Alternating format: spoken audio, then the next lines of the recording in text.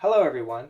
I will show you 6 customizations and adjustments you can make on your Conforming SolderJaw to make the best use of this tool in your setup. The first adjustment I'm going to show you is how to adjust the tension on the thumb slide. If you find that it is too tight or too loose when moving it back and forth into place, and or when adjusting the thumb screw it does not securely hold this slide in place, you may need to adjust the screw that's right in front of the thumb screw here. And just keep in mind, small adjustments will make a big difference, and you should not need to adjust it so hard to keep it in place. The second thing I'll show you is how to replace the conforming membrane. The conforming membrane can be used on both sides before replacing, and replacements can be bought on the website. When using, make sure that the pattern here cut out on the sponge perfectly fits into the sheet metal as shown here. The third thing to note is all these plastic components can be replaced.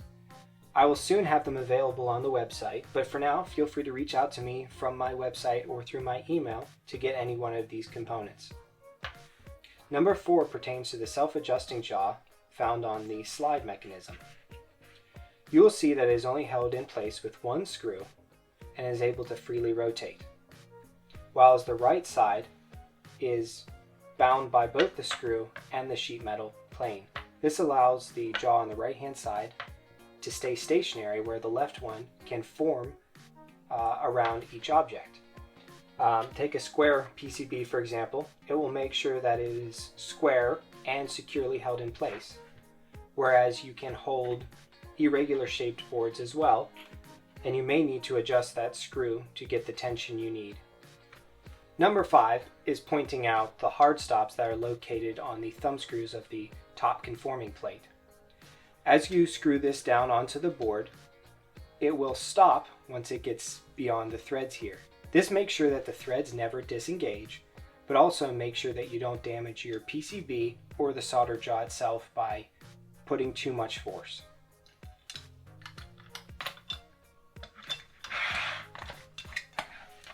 You can see this in practice right here. It has bottomed out and you cannot tighten any further. The 6th customization has to do with the clip rings on the thumb screws of the top conforming plate.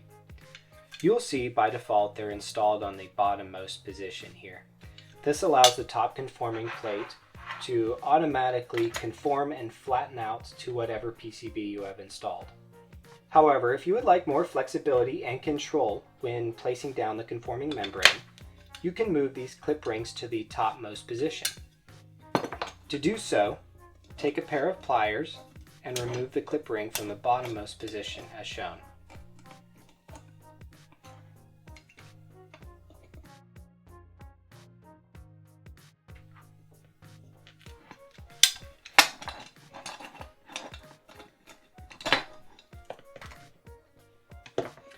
Now reinstall them in the topmost position.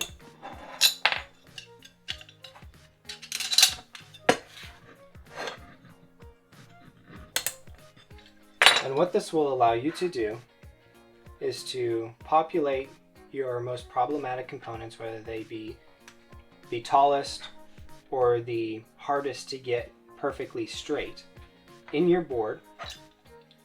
And then you can line up the thumb screws as you normally would, but instead of having this top plate conform itself, you can make sure by pushing down securely that the components are held perfectly in place. And then you can proceed to tighten down the screws. And there you go. Now you can hold all of the different components and solder all at once, regardless of their size or shape.